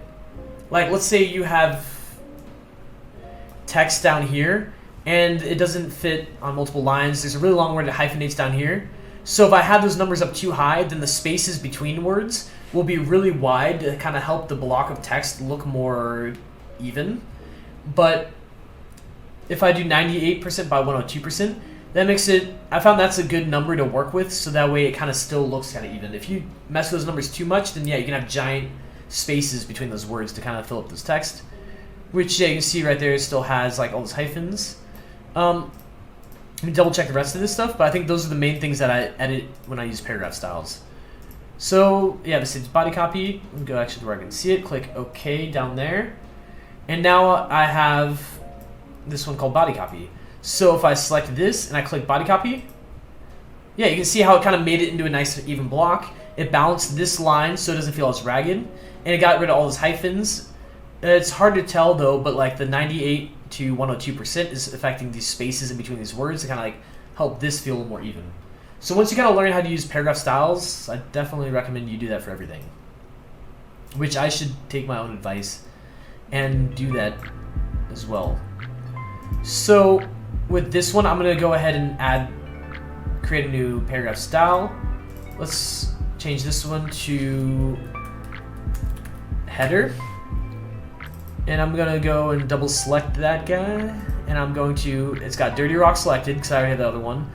A lot of this other stuff is probably fine because I'm not really writing a lot with those words. So I wouldn't want to hyphenate. The scaling right here. So I did that second ago, justification, make sure that glyph scaling is at, the minimum is at 98%, the max is at 102 is what you kind of want to do for your body copy. But for this one, I just want to click OK.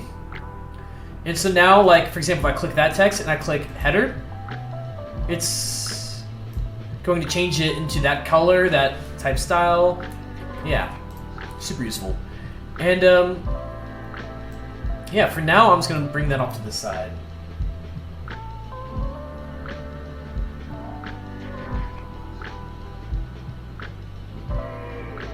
Oh, and interesting, but if you do that, I think it's talking about the waves. If you do adjust the waves, you have to do it for all the pages.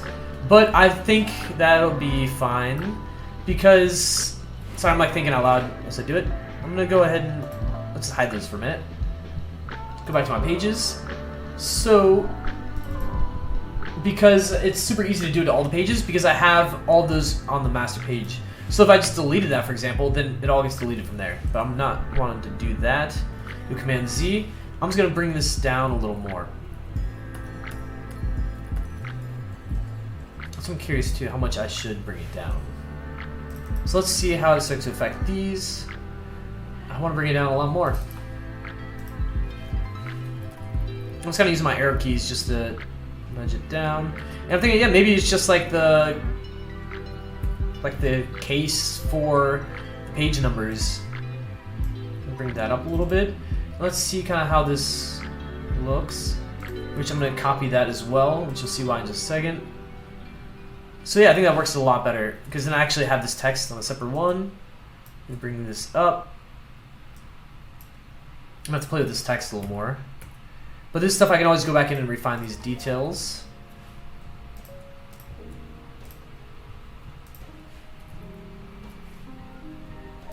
And it's also a little tough to view it like this. So once I kind of shift these up, I'll go back into the presentation mode and see what we're working with. So go to View, Screen Mode, Presentation.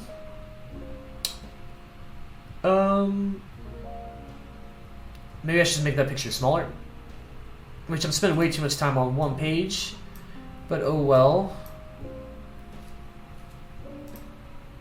It is what it is. And if anyone has any questions in the chat too, just let me know. If not, I'm just going to kind of keep designing and talking about it as I go.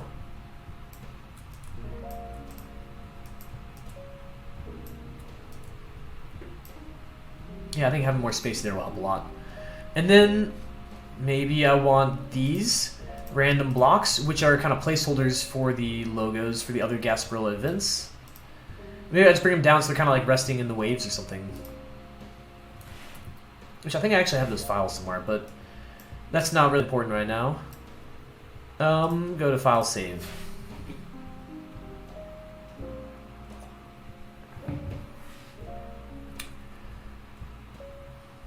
So yeah, next bit of text I want to do. So I have this text right here, and so this is the section where I'm really talking about the festival, and I'm kind of showing.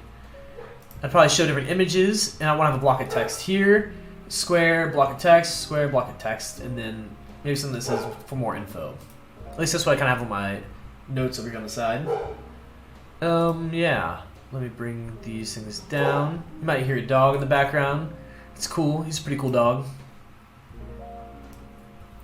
Let me just copy that, which is nice. Let me paste that. And I'm curious too if the paragraph style automatically did it. So if I did that, Huh. Do I have the text being black right now, or does it not affect that? I don't know for a second. So I'm gonna click off, go Command Z. Let's leave that how it was.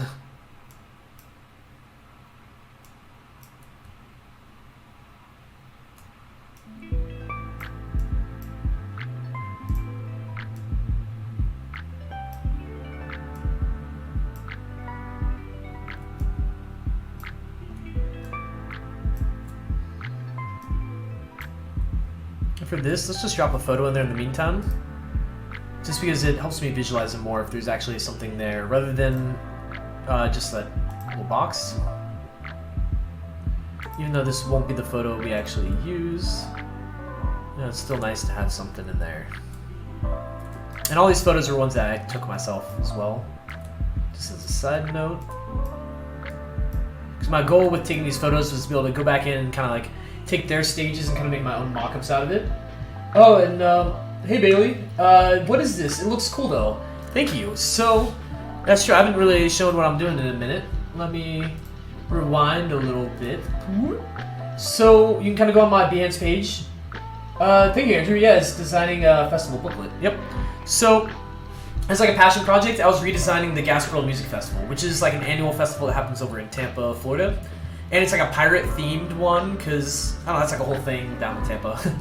So, my goal with that was kind of use these colors and represent, you know, the Bay, Tampa Bay through like the waves, maybe the cigar packaging, which is what they're like famous for, with like this brown, and like this rough texture over top of it, and some nice symbols, and like a gritty typeface to use. Yeah, and thank you for joining us, Bailey, too. Welcome. And I appreciate Andrew for the help, too. So in my case study on my Behance page, I talk about the challenge solution, which you can check that out. The logo system that I created for that, and some of the symbols and like the reasoning behind it, which I think is huge. And I'd really love to be able to dive in like more into the symbolism and like create more of these, because right now I got 2 strong ones and the rest are like eh. So yeah, the typography we're using, the colors, and then on here you can also see some of the mock-ups of like how the rest of the mock-ups look and how the brand is kind of being used. Which, when I reference this again, because I only made the cover initially for this adventure guide, some of the things I did was I only had the brown bar at the top. I also have this down here kind of like overlaps that, which that reminds me I need to go back and adjust that in InDesign, because I think this blue wave may still be giant compared to the other pages. I try to show the billboard what it might look like, the wristband, the lanyards that you'd see, and all these mock-ups, most of these mock-ups are all from like 3 different sites. Are from free sites that, you know, there's like Mr. Mockup, Graphic Burger, Adobe Stock, which Adobe Stock you have to pay for, but yeah. There's a lot of resources online.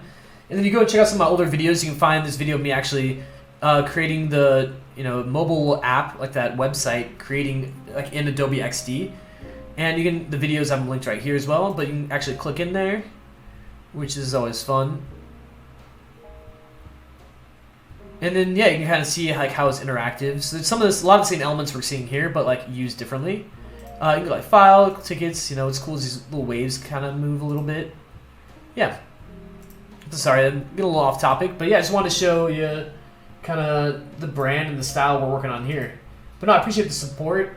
My goal is to make this like a really fleshed out case study, so that way I can actually tag the festival and I can promote it online a lot and really try to get people's attention. So if I have a full website, a full welcome booklet, along with all the other assets, I think it could be pretty cool. So yeah. No, thank you for the question, Bailey. Let me kind of adjust some stuff on here. Actually, let me double check that. See, this first one has the giant wave still. So I think I copied it before, but I'm going to copy it again. And then what I'm going to do is I'm just going to go edit, and I'm going to go paste in place. And then I'm just going to hold down shift and drag it off to the side. Because my goal with this is kind of see where that wave ends compared to this one. And kind of just bring it down.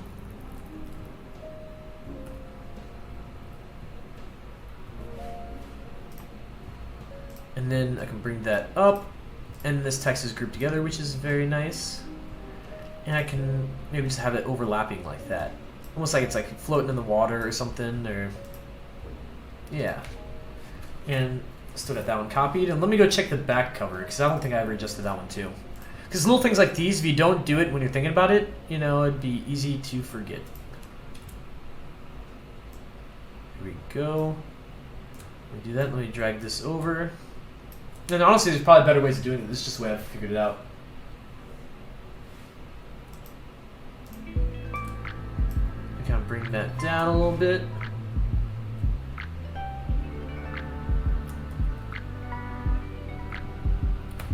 Which now I think about it too, on this video I was saying I was going to be using Illustrator, but I haven't really dove into there too much.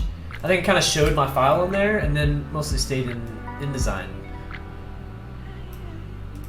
Which you can see kind of looks weird whenever I scroll, because it's just like trying to save data by like not previewing everything. Because a lot of times InDesign can be used for like giant books, so keep that in mind too. There's a lot of like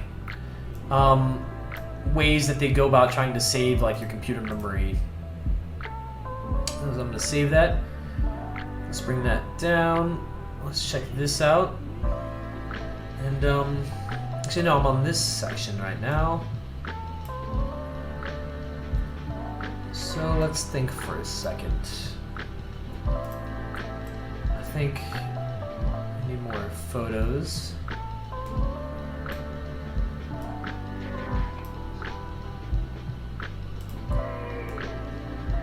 And I said it before too though, but if you're digging the music, you can find the links down below. It was written by my good buddy Seth Lynn. So he's a very talented musician, so you know, if you're not doing anything, you should show him some love. That'd be pretty cool. And if not, no worries.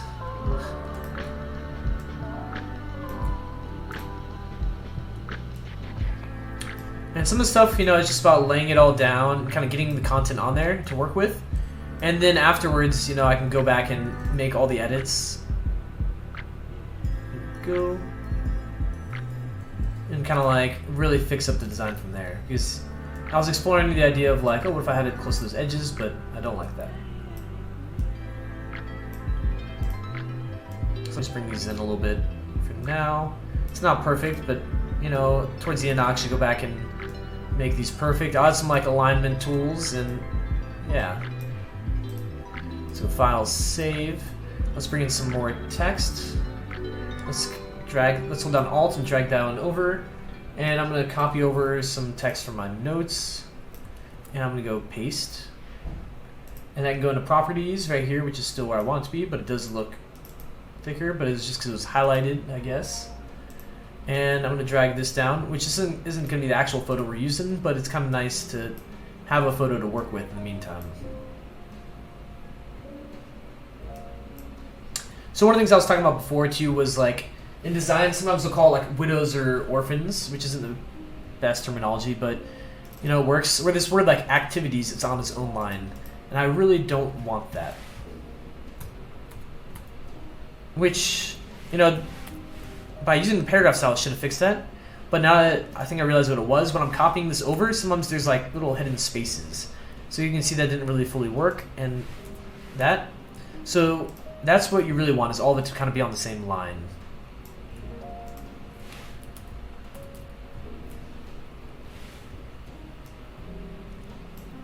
And these photos will actually be something different. And I'm going to go ahead and place different photos in there. Just because it's hard for me to imagine it when it doesn't look great. Even though they're basically the same photos, the same stage.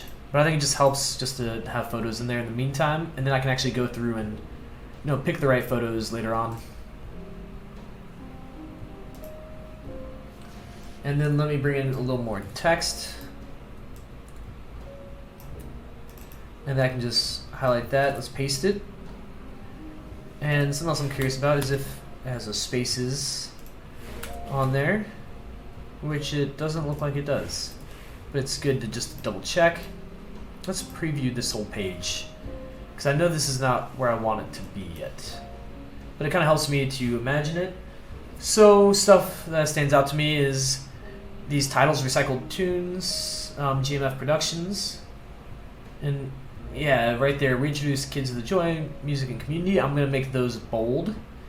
Maybe I use a bigger photo down here to bring that down, and this block of text is kind of even with that. And yeah, because right now what they're talking about is like all their other initiatives throughout the year. So this is where you'd probably have photos of them like donating instruments to schools and all that other fun stuff. So I'm gonna go highlight that, and I'm gonna change that from light to bold. Nice, and even just from that one, I think that really adds a lot. So let's continue to do that.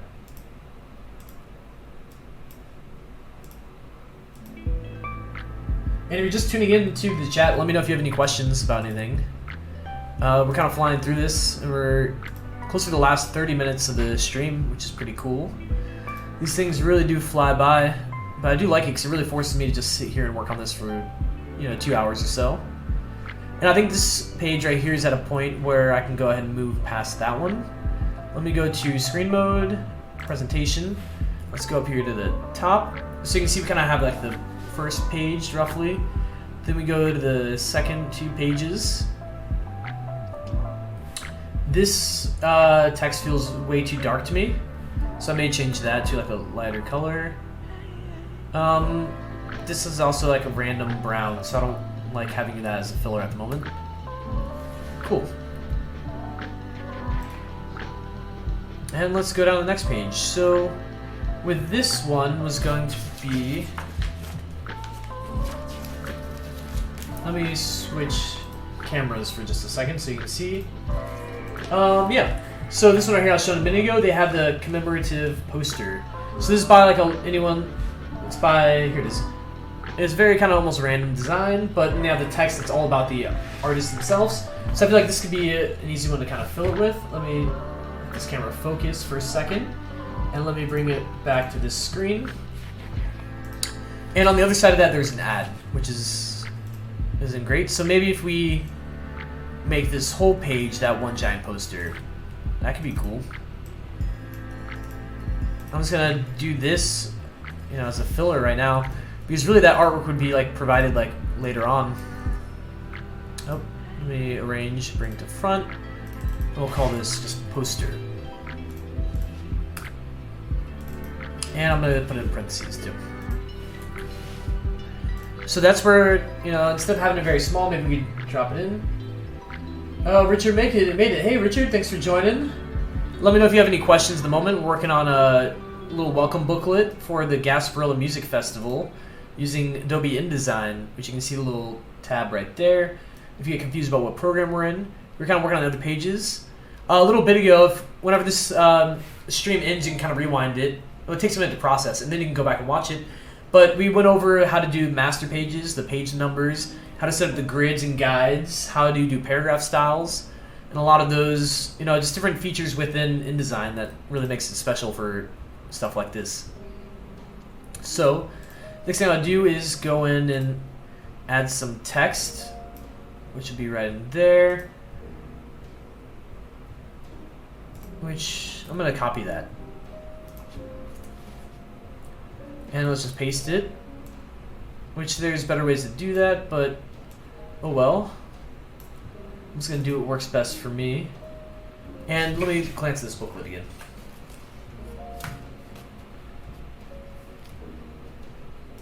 So this text that's bold would probably say about the artist. At least that's what it says in like their past books. Let's bring down a separate line. And this information, since we don't really have the artist yet, interesting. So you can see after our annual, it jumps to the next line. So that makes me think there's like another space up here, which I'm not messing with. In exchange, yeah, let me fix those. Some little stuff that's kind of hidden in there. Which that means it's hidden up here. But I just can't see it because of the way it's spaced. Good to know. Okay. I'm gonna copy that. Let me,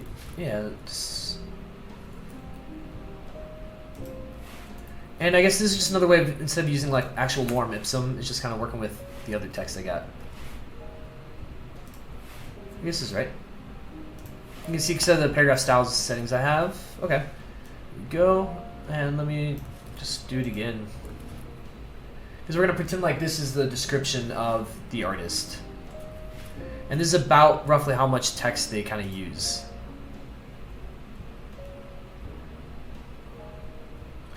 Okay, and then there's a little more info that I want to include. Let me scroll up and kind of grab a group up here. I'm gonna grab this versus Guide to the Fest. Let's maybe, actually I'm using this, Beyond the Festival. Let's go ahead and paste in place. Let's maybe bring this poster down and in a little bit. And kind of have room for the title. Let's change this to 2021 official. Let me make an extra line because this definitely will not fit.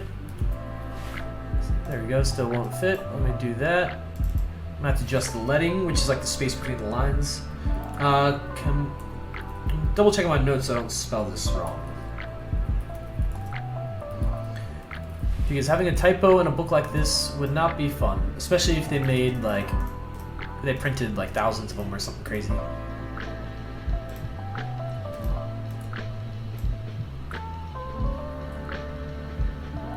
Here we go. Maybe just bring that above those.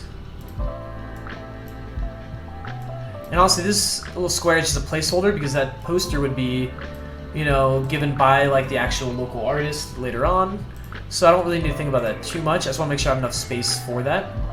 But when I was talking about spelling, I just want to show something too, which hopefully people know or they can do. So like this block of text right here, I can go to, if I highlight it, then I can right click and I can go to spelling and check spelling. So you can see this little window pops up. And what this does is I haven't started it yet, but then it'll start searching through all the text, like one word at a time, and it will look for typos. So let's see which ones will pop up. And it'll also, it'll show up names and stuff like that too, because it might think those are typos. So let's go to start. Maybe there's no typos? Let's add a little typo. So right on that word, make sure there's a typo. Have it right click on that. But that didn't work, so I need to go and highlight that. And then I go to spelling and check spelling. And so here we go. Now it's actually really starting to search. So GMF, which is the acronym, that's okay. So it's saying that's not in the dictionary, and it's suggesting change it to that, or suggested corrections, but I'm gonna skip that. Hillsborough, so that's the county that this is in. That word is fine. So this is the word I just messed up too, where instruments, and I kind of added all this other stuff behind it. And so you can see they have the suggested corrections, but I just kind of want to do that. I can change it back to instruments, and I click change, and that changed it right there back to instruments. So now it's searching all these other ones. I can also add those to like the dictionary, but I'm okay.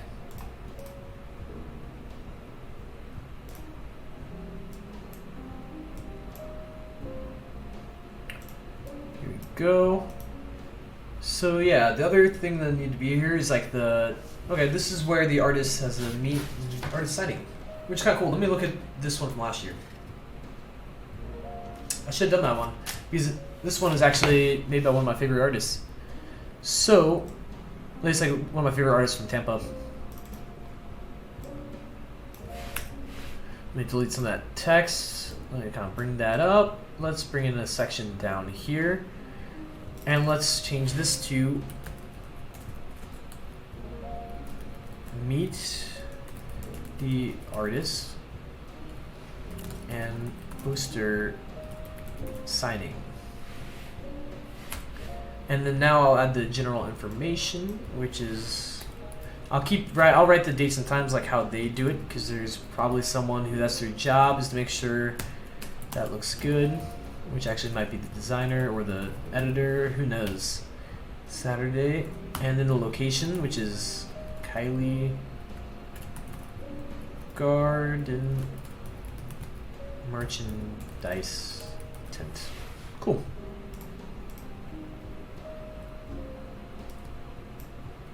Add a little more space there. But I think honestly this is good enough for now. Let's go back and kind of preview some of these other ones. Videos showing late and kind of see what we've been working on so far.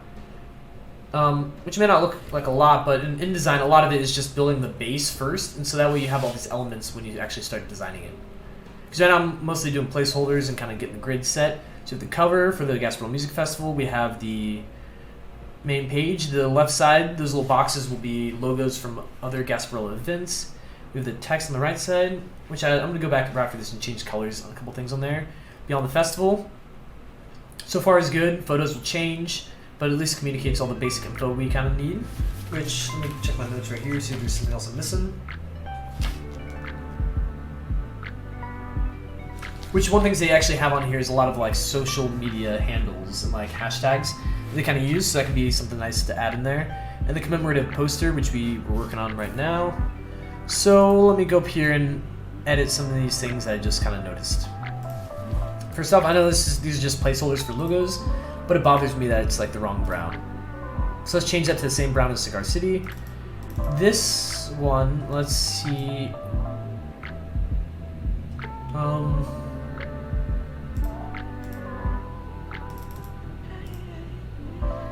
I'll leave that one alone for now, because I don't want to change it to a different brown. I want to try to use that same brown everywhere if I'm going to use it. Same thing here. Instead of having black text, let's just do brown, because maybe it's like a little friendlier.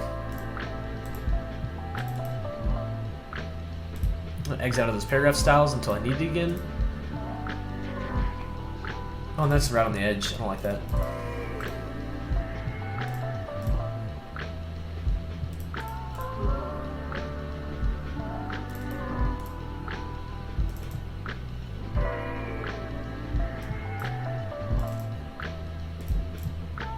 Since I'm doing that, I should really go back in my paragraph styles and actually do the edit in there. But if anyone's just getting into, let me know if you have any questions. We're working in InDesign on a booklet. We got some new viewers for sure, so we got all the pages right here. Yeah. The next page we're kind of working on would be support, which is kind of a boring one because it's just like all the names of all the people. Which let me kind of show you the ones from last year. So you can, let me switch cameras. So you can kind of see it's just like all the names kind of listed. So that's something where I'd want to actually work with like Excel or Google Sheets and kind of have all those names brought in later on to make it a lot easier. But yeah, let me bring that back. So we're gonna skip that for right now because that's not very fun. The next one, we also have the schedule, which we can go and do as well. That one will be a little more complicated because I kind of need to create like a grid and a layout. Then we also have like the map as well. So that could be a fun one.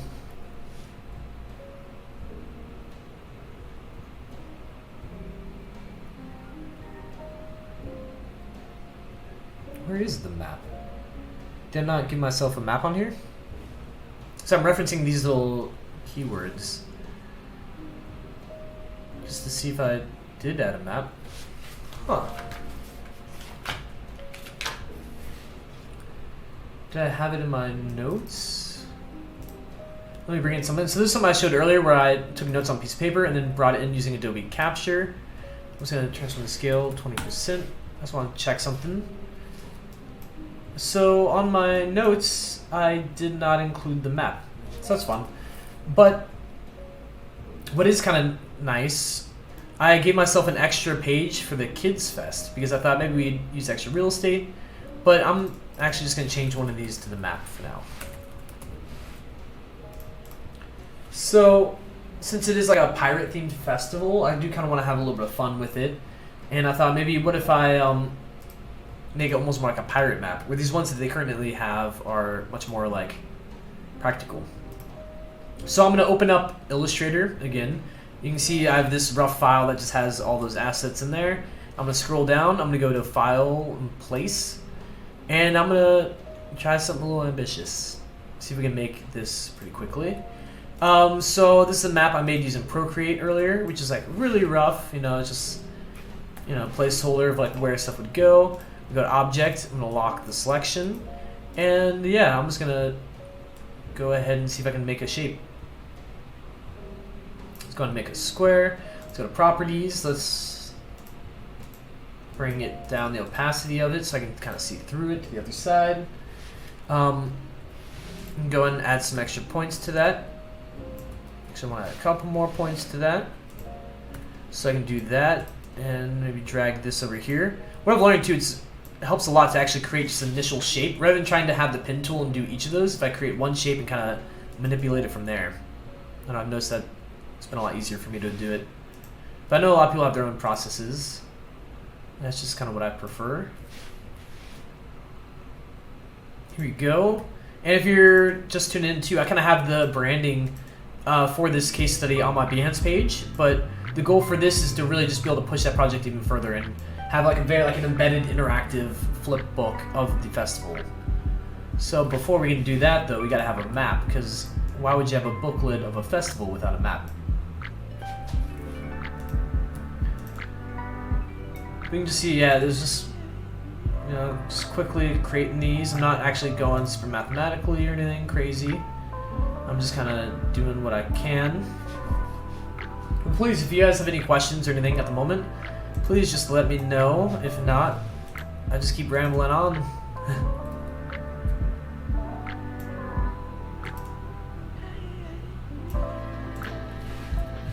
Here we go. So we have that rough shape right now. Let me just go ahead and pick that up, kind of look at it for a minute.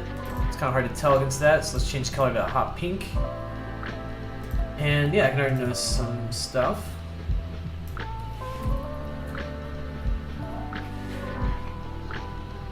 And go to, so we're in Illustrator now too, so keep that in mind. You can tell it's a little icon up here. And I want to go to View, and I want to go to, is it Show Grid?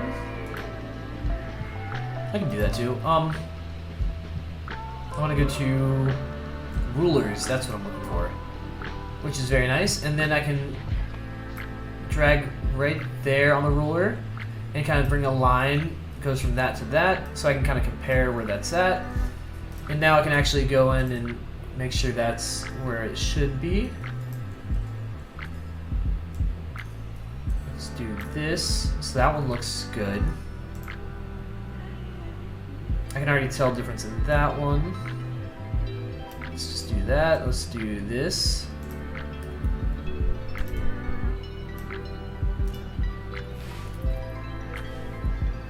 And this will be like the map for the festival too. That's kind of the goal here. And I mostly just want to make sure those main spots are kind of aligned. Because these other curved angles, I can probably get away with it not being perfect. Okay. Oops, sorry, it was like delayed. So I tried multiple. Let's do that. Okay. I think we're looking pretty decent. So we got that. Let me just see the opacity of this. And yeah, what I'm gonna do is I'm going to Object Unlock All. I'm gonna copy that bottom layer, which is like a sketch I made with Procreate.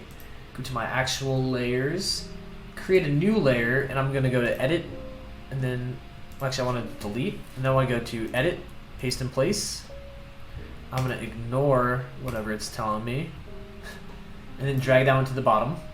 And now I'm going to go and lock that entire layer. And so now I can go and bring this one back on top again. Bring it slightly over to where it kind of fits those lines. And now if I do lock this one, I know that at least it's on a separate layer completely. So even if I go to unlock all, you know, at least that one is still separate. So just little things like that I think help whenever at the end and I try to go select it. Then I'm going to create some little boxes. Actually, sorry, I'm just kind of thinking this through as I go. Go back over to layers. So what's nice is, same thing as in InDesign, I have all my layers over here. Let's look at the background color of what it's going to be like in InDesign. It's going to be on this orange already. So then maybe like just a white is my best bet. And let's go to create a stage. Let's do that.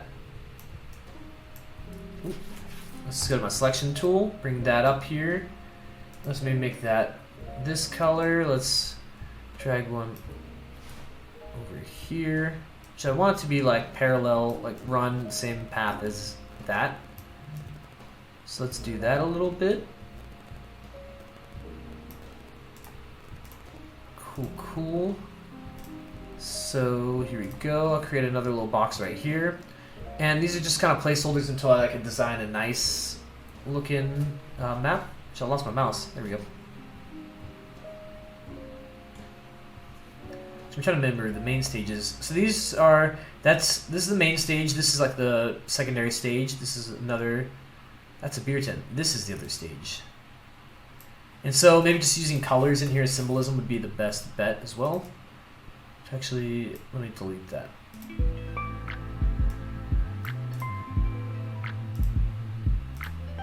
Let's kind of have that one there for now. Let's go and bring this shape. We'll hold down Alt, drag it over, and kind of duplicate it a little bit. Let's go A. Let's select that, and bring in those corners a little bit, and kind of get that rounded shape that's right there.